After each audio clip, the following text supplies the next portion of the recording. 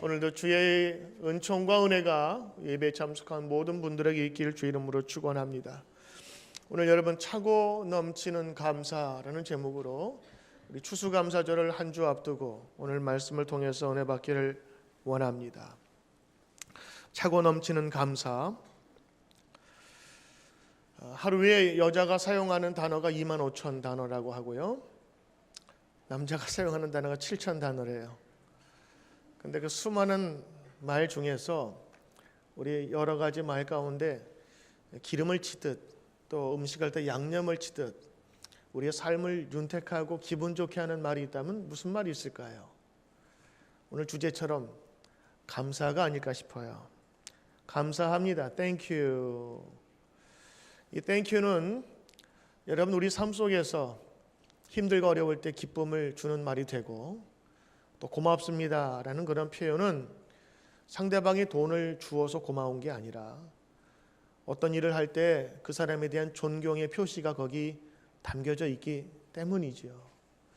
마트에 가서 내가 돈을 내고 살 때에도 주는 사람이 땡큐 하는 것, 또 어떤 서비스를 받을 때에도 내가 정정당당하게 돈을 주고 대가를 지불하더라도 고맙다고 인사해 주는 것, 그 사람에 대한 고마움과 또 존경심을 갖는 것이기 때문에 땡큐라는 말 들으면 참 고맙고 기분 좋습니다.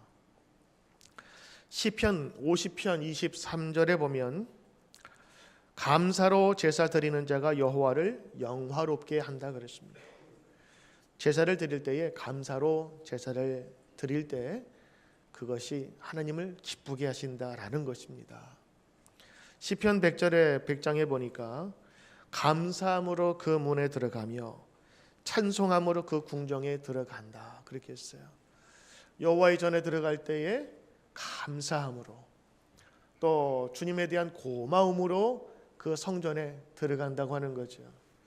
한 주간 동안, 그리고 이전에 제사 드리고 나서 다시 성전에 오르기까지 나의 삶을 인도하심에 고마움과 감사함으로 그곳에 들어가는 자, 복된 자라고 성경은 이야기하고 있습니다. 여러분, 다음 주가 추수감사절이라서가 아니라 여러분이 예배 드리러 올 때에는 항상 감사의 마음을 가지고 주님께 나아가야 되지 않을까요? 그것이 하나님 기뻐하신다고 말씀하셨으니 오늘 우리 성전에 들어올 때, 예배 들어올 때 힘들고 어려운 일이 있었지만 그래도 감사한 일이 더 많았잖아요. thanks, 감사라는 그 단어의 어원이 think에서 나왔다는 말 여러분 많이 들으셨죠? 생각하지 않으면요 감사의 조건이 없어요.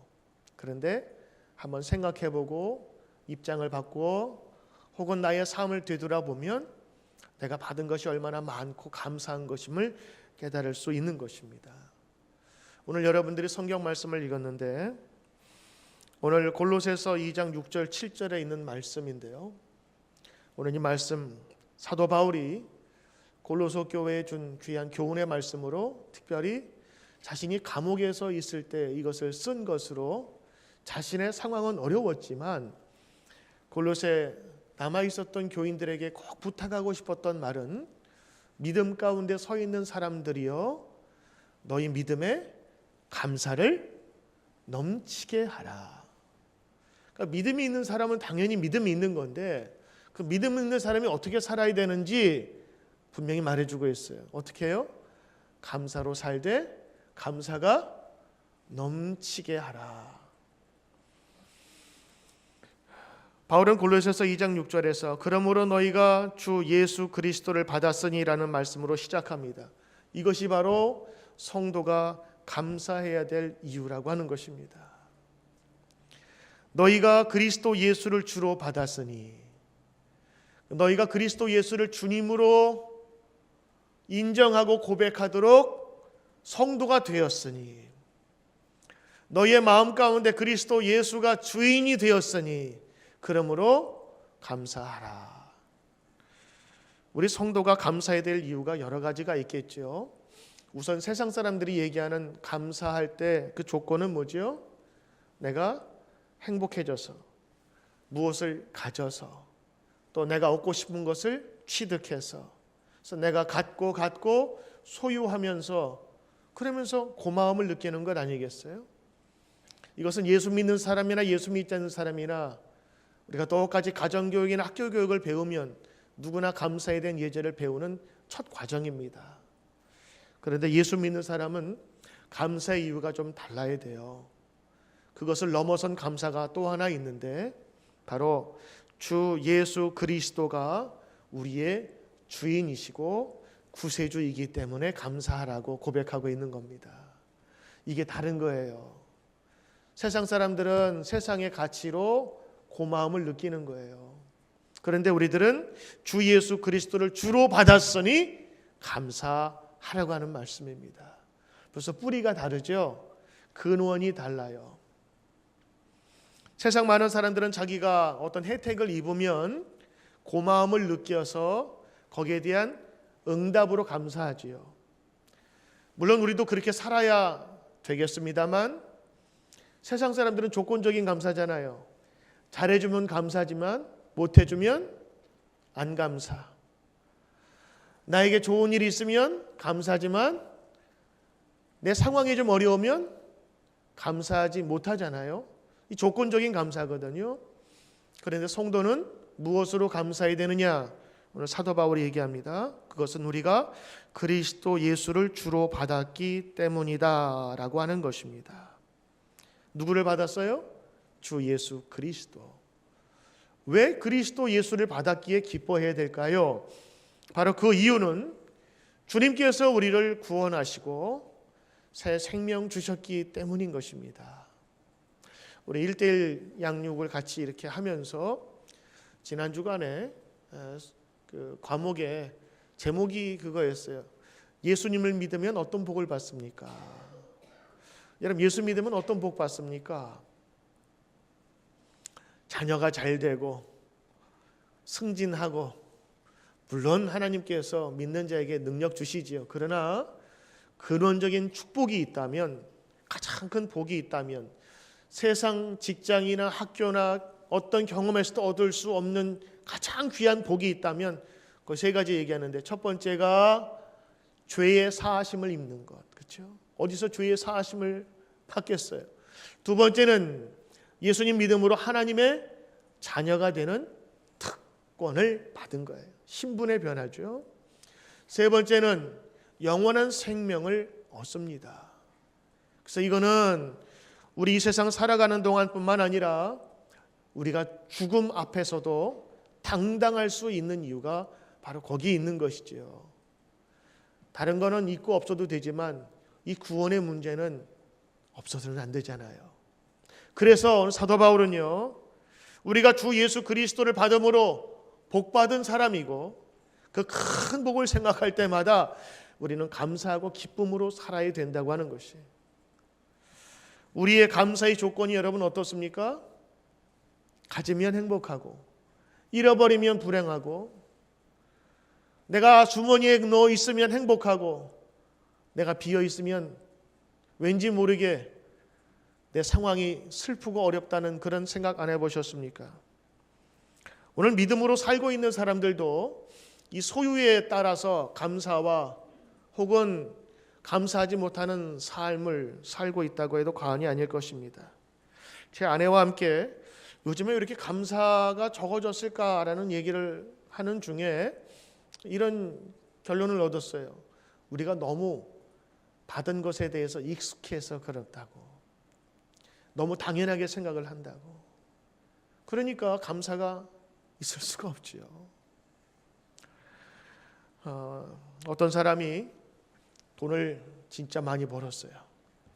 그래서 이것을 좀 이웃과 나누고 싶은 마음이 생겨가지고 자기 블럭에 있는 한 20집인가 25가지 집에 이렇게 내가 일주일 동안 100불씩 내가 이웃과 나누니라면서 그 집에 100불씩 줬어요. 그런 이웃 없나, 그렇죠? 받으면 좋을 텐데. 사람들이 100불 갑자기 문 두들겨 받으니까 너무 좋아하는 거예요. 와, 이게 뭐예요? 네, 제가 돈을 많이 벌어 나누고 싶어서 선물입니다. 뭐예요? 그 다음날도 여전히 똑똑똑. 왜 오셨어요? 100불이요. 와, 고맙습니다. 근데 이렇게 일주일을 계속해서 그 이웃과 함께 난 너무너무 기뻐하는 거예요. 근데 어느 날 이 돈 주는 사람이 한 집을 건너 뛰었어요. 자기 모르게. 그랬더니 그 사람이 아저씨 내 돈 왜 안 주세요? 딱 그러더래요. 이게 우스운 얘기 같지만 처음에 우리가 받을 때는 선물로 정말 페이버잖아요. 너무 고마운 거예요. 뜻하지도 않았는데. 근데 이게 매일 오니까 그땐 선물이 아니라 당연히 내 것처럼 생각하는 경우가 너무 많다고 하는 거예요. 여러분, 우리 인생 속에서 숨쉬는 공기, 아니면 우리가 살아가는 사람들, 이런 아름다운 관계들, 이런 교회, 또 성도들, 모든 만남들, 얼마나 감사하고 축복된 일인가요? 근데 이게 매일매일 반복되니까 당연히 그런 줄 알고 우리는 전혀 감사하지 않을 때가 많이 있거든요. 오늘 여러분, 예수님으로 인하여서 기뻐하신 적 얼마나 되십니까? 예수님이 나의 그리스도시기에, 나를 구원하셨기에 감사한 적이 몇 번 계세요? 적어도 성도의 감사는 세상 사람의 감사와는 조금 차원이 달라야 되지 않겠습니까? 골로새서 1장 13절에 보면 그가, 주님이 우리를 흑암의 권세에서 건져내사 그의 사랑의 아들의 나라로 옮겨주셨으니 그 아들 안에서 우리가 구속 곧 죄사함을 얻었도다. 이게 지금 오늘 2장에 나오기 전 사도 바울이 예수님에 대한 고백을 한 거예요. 그분이 우리를 어둠에서 건지셨고 죄사함의 은혜를 주셨습니다. 그래서 믿음에 서 있는 여러분들이요, 여러분 가운데 감사함이 넘치게 하십시오. 적어도 예수 믿는 사람은 감사가 넘쳐야 합니다. 에베소서 2장 2절 3절에 그때에 너희 가운데서 행하여 이 세상 풍속을 쫓고 공중의 권세 잡은 자를 따랐으니 지금 불순종의 아들 가운데 역사하는 영이라. 전에는 우리도 다 그 가운데 있었으나 지금은 하나님이 구원의 자녀로 옮기셨다. 에베소서, 빌립보서, 빌레몬서, 골로새서, 이 네 개의 서신은 사도 바울이 감옥에 있을 때 같은 마음으로 쓴 그런 성경이거든요. 오늘 에베소서나 골로새서나 또 빌립보서에 있는 말씀들을 보면 모두가 다 우리를 구원하신 하나님을 찬양하고 있고 그분이 우리의 구세주이기에 우리가 기뻐할 수 있고 감사할 수 있다고 말씀하고 있는 것입니다. 정말 그렇습니다. 우리는 세상의 조건이 아닌 때로는 하나님의 은혜로 말미암아 감사로 살아가는 인생이 되어야 될 것입니다. 정신의학과 의사인 이시영 박사님이 그가 아마 학생이었을 때 정신의학계에서 그 스트레스라고 하면 아주 유명한 한스 셀리라는 분을 이야기를 합니다. 이분이 1958년도에 스트레스 연구로 노벨 의학상을 받았는데 슬로바키아 태생의 캐나다 사람인 이 사람이 그 모든 업적을 마치고 고별 강연을 하버드 대학에서 했다고 합니다. 그때 이제 이시영 박사님이 그 대학에 있어서 그 감동적인 강연을 들었는데 그 하버드 강당에는 백발의 대가 노 교수들이 빽빽히 들어 있었고 강연이 끝나자마자 많은 사람이 기립박수를 치면서 막 열광했다고 합니다.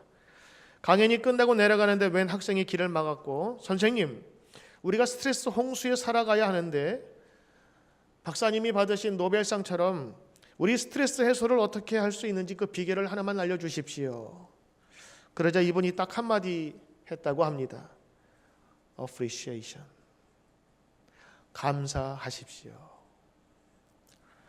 그분의 평생 동안 업적 감사하십시오. 그거 누가 몰라야 할지 모르지만 이분이 감사가 모든 스트레스뿐만 아니라 인생을 행복하게 만든 가장 중요한 요소라는 것을 가르쳐 준 것입니다. 오늘 믿음에 서 있는 저희들 때로는 세상 사람보다 못한 감사 생활을 하고 있진 않은지요. 오늘 우리는 예수님 때문에 감사해야 된다는 것을 배웠습니다. 그리고 가장 궁극적인 그리고 뿌리를 내려야 할 구원과 하나님의 자녀됨과 죄의 용서하심과 성령의 은혜 가운데 살 수 있음을 우리가 오늘도 감사하며 주님께 나아갈 때 우리 성숙한 신앙이 되지 않을까요? 성경은 그래서 이 감사를 이야기하면서 주 예수 그리스도 주 되심을 먼저 쭉 모든 성도들 가운데 기본으로 세워주었어요. 그리고 이 감사하는 사람이 믿음을 가진 자가 해야 될 세 가지를 오늘 말씀하고 있는데 오늘 7절에 있는 말씀입니다. 그 7절에 있는 말씀 좀 잠깐 좀 비춰주시길 바랍니다. 7절에 보면 첫째로 뿌리를 박으며 세움을 받아 이렇게 돼 있어요. 어디에 뿌리를 박을까요? 주 예수 그리스도, 우리의 주인 되신 예수 그리스도의 뿌리를 박아야 된다라고 하는 것이에요. 그 뿌리를 박지 않으면 세상의 유혹에 흔들릴 수밖에 없다고 하는 것입니다. 세상의 뿌리를 박으면 세상의 소리가 들리기 시작하는 거예요. 믿음의 사람이면 세상 사람처럼 똑같이 살아가는 거예요. 여러분 지금 여기에 우리가 예배드리러 다 앉아 있지만 세상의 소리가 들리면 이 자리에 앉아 있는 것과는 상관없이 세상의 방법과 세상의 소리로 살아갈 수밖에 없는 것입니다.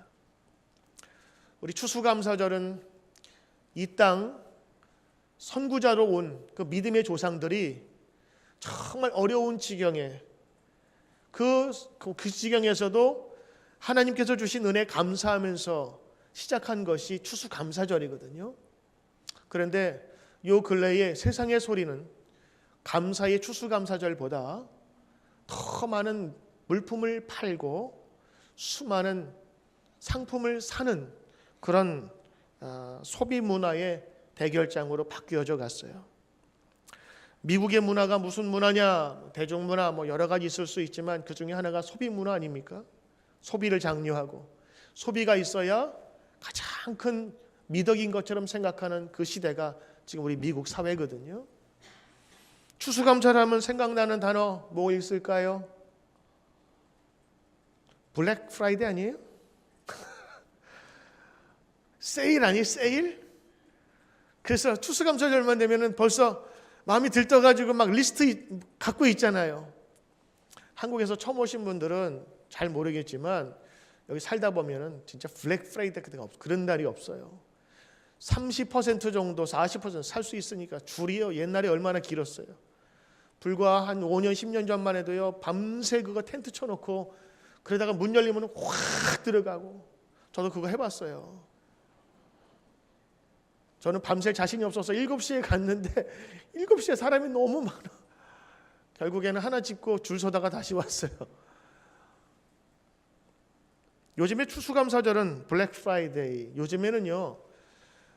그날만이 아니라 그 전날부터 열어요. 그렇죠? 그래서 하루 종일 한다. 그것도 모자라서 요즘에는 뭐라 그래요? 온라인으로 쇼핑을 하는데 블랙 프라이데이 못 산 사람들 월요일 날 또 사라고 특별 세일을 또 하고. 그래서 추수감사절은요. 우리 기독교인만 좋아하는 게 아니라 세상 사람이 다 좋아하게 됐어요. 요즘에 또 거기에 보면은 막 써 있죠. 막 세일 해가지고 막 써 있잖아요. SALE. 한국에서 처음 온 사람이 그걸 보고 살래라고 읽었대요. 살래. 미국은 살래 안 살래. 얘들 세네. 세일을 살래로 읽으면서 사실 우스갯소리로 같지만 실제로 많은 사람이 많은 가게 그리고 많은 기업에서 여러분 얘기하면 살래? 사라고 사세요. 그러면서 값을 깎아주고.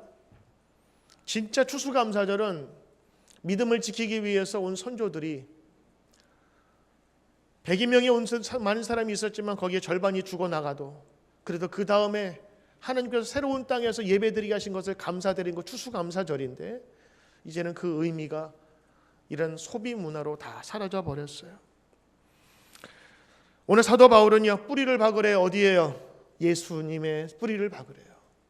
세상에 많은 풍조와 소리가 들리죠. 많이 살아. 많이 살아.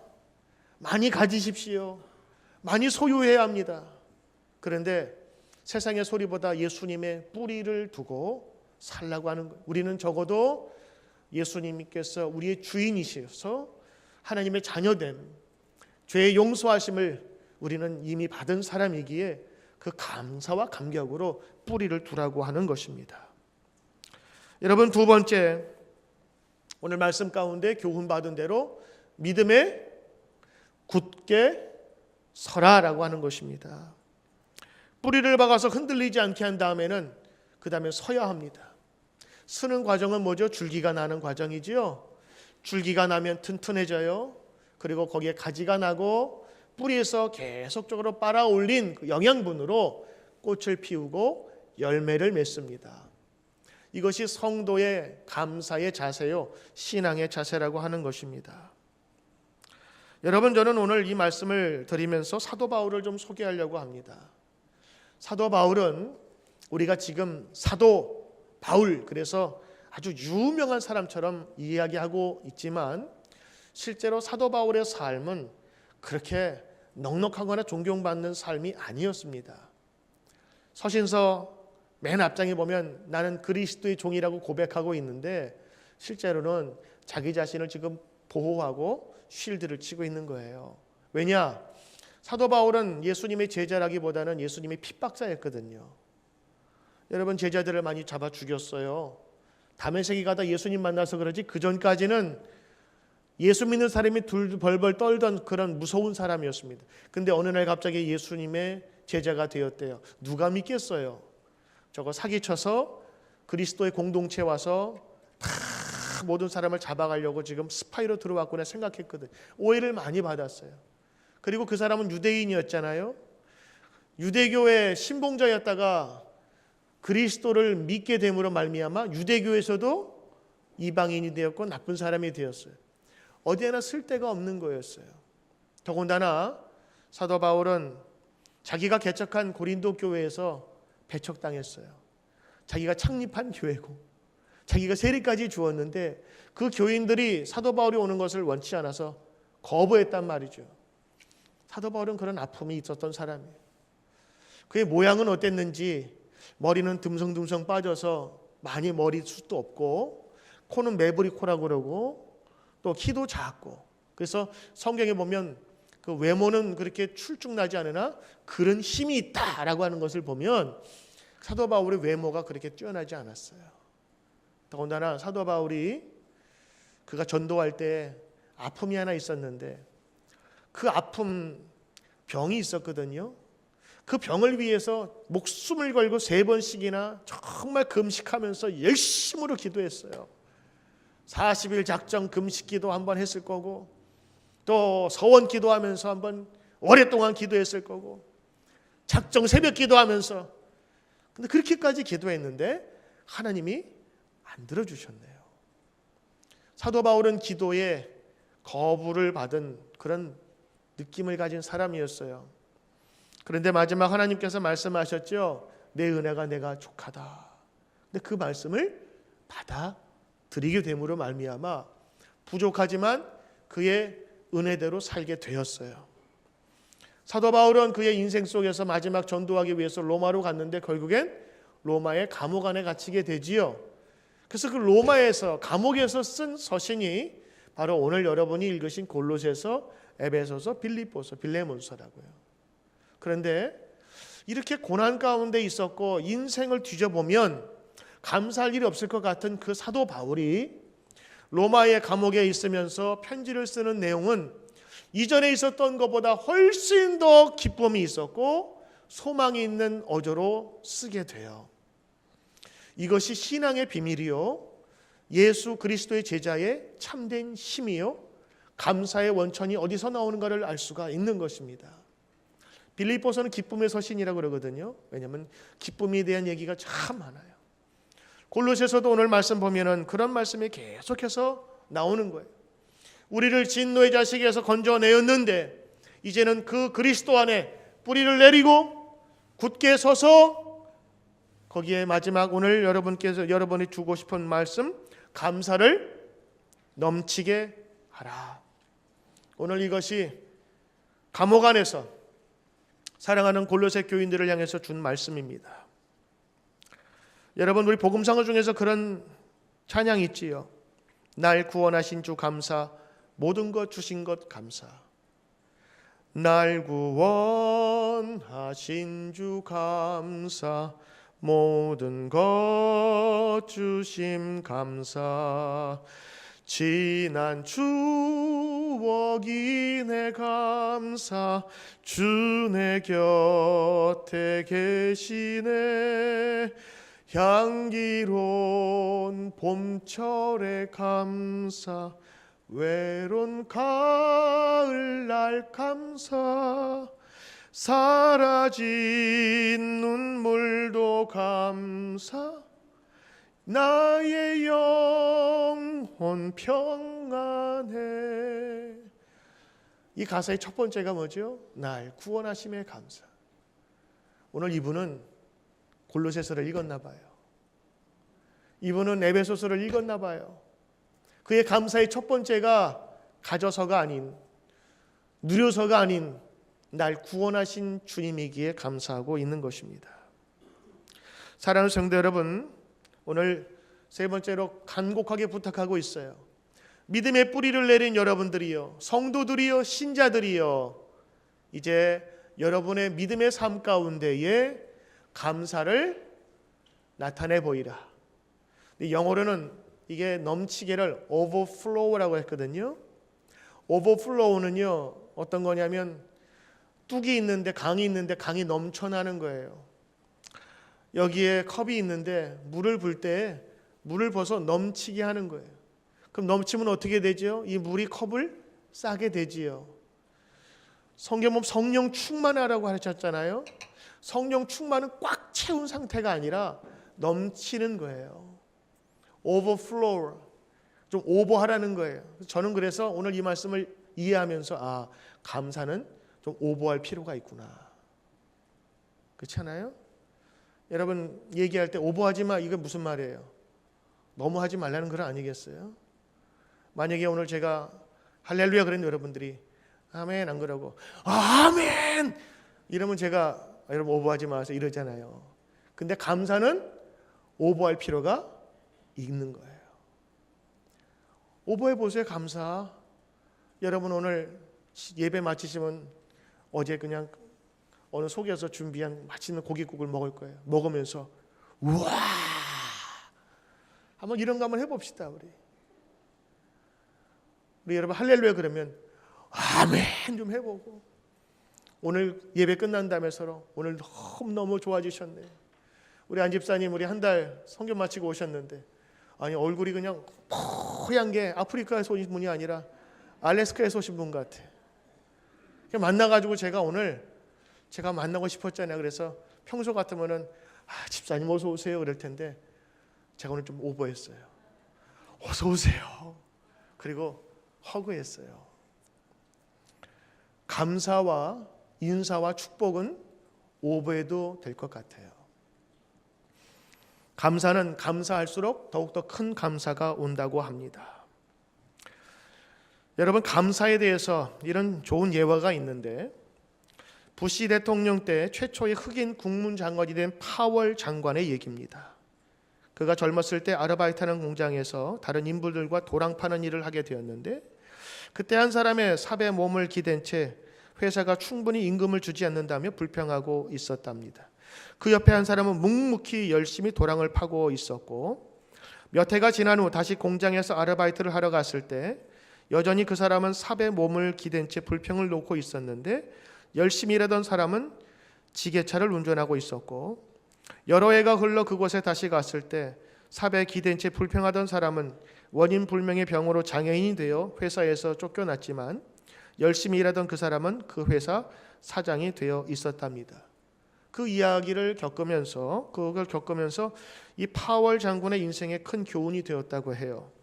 불평을 일삼는 사람은 결국 스스로의 그 불평의 열매를 따먹게 마련이고, 반면 감사는 그에 상응하는 열매를 가져올 뿐만 아니라 그 자체로 행복을 증진시킨다고 하는 것입니다. 결국 행복은 감사에 비례한다. 서양 속담 중에 이런 명언이 있습니다. 행복은 언제나 감사의 문으로 들어와서 불평의 문으로 나간다. 조심하라. 불평의 문으로 행복이 새어 나간다. 기억하라. 감사의 문으로 행복이 들어온다. 사도 바울은 이런 예수님의 근거에서 감사하라고 우리에게 가르치고 있어요. 여러분, 세상 사람들도 감사함으로 얼마나 귀한 덕을 입는데요. 일본 마츠시다 전기의 창업자 마츠시다 고로케 사장은 일찍이 감사의 마력을 간파했던 사람인데, 감옥과 수도원의 공통점은 바로 세상과 고립되어 있다는 점이다. 다른 게 있다면 불평하느냐 감사하느냐의 차이일 뿐이다.